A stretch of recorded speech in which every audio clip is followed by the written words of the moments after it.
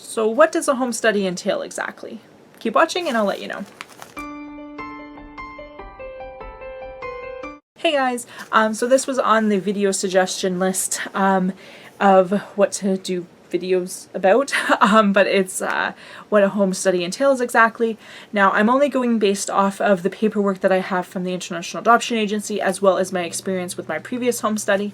For those that don't know, I had experience with private adoption. I had a home study, it was approved, and yeah. And my file ended up having to be closed because I moved provinces, and I don't feel private adoption is for me. There's a lot of challenges and unknowns and expenses. My private adoption failures in the end cost me almost $40,000, and I'm still trying to pay that down. So I'm not willing to invest that type of money again into something that may never result in a child. I need something more guaranteed, and all my signs have pointed me to the point of international adoption. So things might be different because it's international adoption, but I have like a list of stuff from when I met with the agency and my paperwork from the agency that should roughly give you an idea. So the home study entails having 4 interviews. Now, mind you, this is province specific. I'm in Ontario. Different provinces are different. Some of this is the same as what I went through with private adoption, but if you're in the States, for instance, your home study could be totally different than mine. But anyway, for mine, it's four interviews, 3 visits in the office, and 1 visit at your home, so a home visit. The home visit is like the most stressful thing you will probably ever go through, but it's nothing. Like, now that I've been through one, I feel like the second one's going to be easier because they really don't have, they're not like measuring and checking and nitpicking on everything. At least that's not how my social worker was. Basically, she just wanted to see around, make sure that I had no crazy dangerous things in my house, make sure that I had smoke detectors, make sure that my house wasn't falling apart, kind of thing. For the private adoption, when I did private adoption, my home study, I did not require me to have a 2-bedroom because the way private adoption works, it's a very long process here in Canada. You can wait a very long time for a match, so they actually would rather you not have a nursery set up. I know in the States, private adoption is a lot faster, so sometimes they might require you to have it. With international adoption, I spoke with a social worker and she said it's not a requirement for having 2 bedrooms, but she would prefer me to have 2 bedrooms. So I will go with her preference of me having 2 bedrooms, because if I move into a 1-bedroom and then she's like, actually I changed my mind, I want you in a 2-bedroom, if I'm like in the middle of my lease, I won't be able to just break my lease, move a 2-bedroom. Like, it's too complicated. I'd rather move into a cheap 2-bedroom, do my home study, bring her home, and then later move into a 1-bedroom. For children who are adopted, they often spend at least 6 months in the parents' room. It helps facilitate bonding and helps comfort them. So that's my plan. I will not be bed sharing, but room sharing. I'm not a fan of co-sleeping. So unfortunately, no matter how much she wants to co-sleep, I'm probably not going to have her do that, because I just don't. I'm afraid I'm going to squish her, or she's going to squish my dog, or whatever, or she's going to fall out of the bed. Like, it terrifies me. So anyway, but I would like to move into a 1-bedroom, because financially I can get a better 1-bedroom for the same price as a dumpier 2-bedroom. For my home study, it won't really matter, as long as it's not like unsafe, but I can live in a cheaper 2-bedroom in an area that I'm not really a fan of, and then once she's home I can move. So anyway, so my home visit, that's what they will require. They will they'll come to my house, they'll just check things out. For this adoption, I will plan on having everything like baby proofed, because I am adopting a toddler and not a newborn. Whereas my private adoption, I was adopting a newborn, so they didn't really care if you had stuff baby proofed, because they're like, you got time for that. Whereas with this adoption, it's going to be a toddler. So even though she might not be walking, she might be crawling, or butt scooting. I don't know what you call it, but when they scoot their butt across the ground. I've seen a lot of toddlers doing that lately. I don't know, maybe they're just crawling's not a thing anymore. But no matter what, I'm gonna have things baby proofed. I'll probably have her nursery set up. It'll depend on the social worker. That's one thing that we'll have to figure out when the time comes more. I'll have time between my initial interview with the social worker and my home visit with her. So if she's like, oh, I don't care if the nursery's set up or not, I'll probably just wait it out and just see how things go. But if she's like, yes, I do want something, I can whip out a nursery quickly, because basically I would just need a crib and a mattress, and a dresser.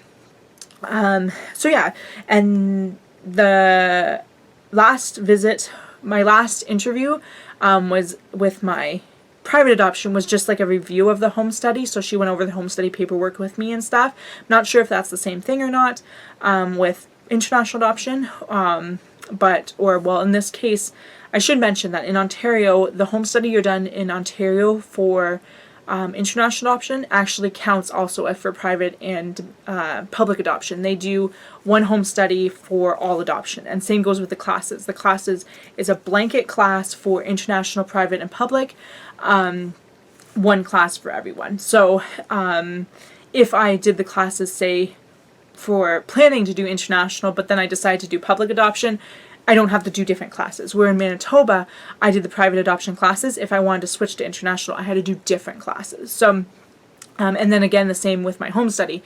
I did a private adoption home study. If I wanted to do an international adoption, I would have to redo a home study for international adoption.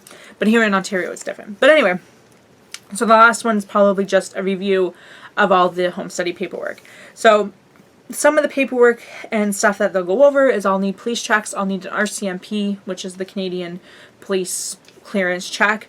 I think I need fingerprints for that as well. I need a Korea police check because I used to live in Korea, which will involve at least one trip to the Korean consulate, probably two, because the first I'll probably have to go and apply for the Korean police check, international police check, and then the second one will be me going to pick it up. I had been reading online on how to do the police check, and it was like, step 1, go to a Korean police station. And I'm like, yeah, that's not going to happen. And it was like, if that's not an option, you can sign over who can pick up the police check for you. And I was like, I don't know anyone in Korea anymore, like, really? And then it was like, step 3, or option 3, you can go to your Korean consulate or embassy. And I was like, yeah, that's probably going to be it. Which I had to go to multiple times when I was doing my visa because I taught in Korea. So when I was doing my visa to work there, I had to go there a ton of times. So been there quite a few times. But anyway, so I'll need that done. I'll also need like my child services checks. I need one for Ontario because I've lived in Ontario. I also need one in Manitoba because I've lived in Manitoba. So I don't know exactly what those cost or what they entail. Hopefully they're easy peasy because paperwork for adoption sucks. They go over your finances. So in this case, they will go over not only my finances in terms of my income, but also can I afford to finish the adoption fees. Right now, the adoption is going to cost probably between $35,000 and $40,000. My original estimate was 27, 28, somewhere around there, and then things just keep piling up on my list of things of what's going to cost. So at this point in time, I'm hoping to save up at least $20,000 to $25,000, which would have me need another $15,000 to $20,000 on top of that. So that's part of the finances. They'll be like, okay, well, you have this much already saved, and this is what your current income is, and this is what you're currently saving. Yes, you'll be able to afford the rest of the adoption. Another part of that is because I'm adopting a child with special needs, they're going to take a look and be like, okay, is your income high enough that you'll be able to provide her with the support that she's going to need? So they're going to go through all that with me as well. They go over life in general, like they really rip your life apart. I'm guessing it's going to be the same as my private adoption one, where they basically go through your entire life, your entire family, your family history. They go through, with private adoption, it was a bit different because at that time, I didn't have a lot of fertility problems. Like I knew I had endo, but it wasn't like officially like a you are infertile thing. And I also hadn't had as much trauma as I've had now, whereas I feel like now there's going to be a lot more to talk about, because not only do I now have the confirmed diagnosis that I probably will never get pregnant, but I now also have the trauma. My dog died traumatically in my arms, so I had a lot of anxiety and panic attacks after that, and a lot of stressors and stuff like that, and I still have anxiety. So stuff like that will probably come up with my home study. So I think there's going to be a lot more to talk about, I guess you could say, with this home study. Whereas my last one, like, I remember one of the questions being like, what is like one of the most traumatic experiences in your life and how did you overcome it? And it was like, I didn't get into teachers college, so I had to go to Korea. Like, that was, at that time, was the most traumatic thing that had ever happened to me. So yeah, so now just life has been different. And also stuff like with job-wise, like I right now I am not working a job that I like, but by that time hopefully I will be. So they go over your job and like what hours do you work and what do you plan on doing for daycare, what do you plan on doing for schooling. They ask questions about religion, they ask questions just parenting philosophy questions and stuff like that. Like, it's huge. If I remember, I'll post a link up here to the questionnaire that I did for the private adoption. There's 2 parts to it. There was preferences, and then there was like the just general philosophy kind of stuff. So I'll post that link up there so that you can kind of maybe get an idea of the questions that were on there.